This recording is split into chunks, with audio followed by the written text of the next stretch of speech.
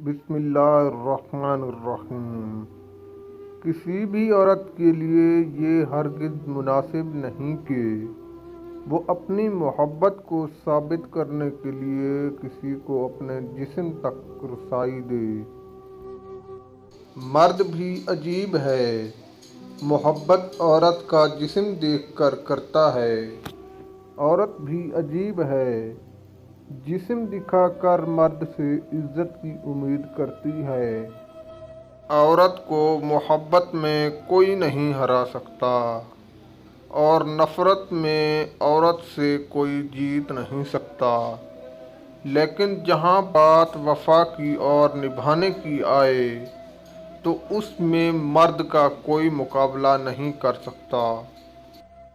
अगर किसी औरत के मुंह से आप अपनी तारीफ़ सुनने लगें तो समझ जाना वो आपकी मोहब्बत में गिरफ़्तार हो चुकी है।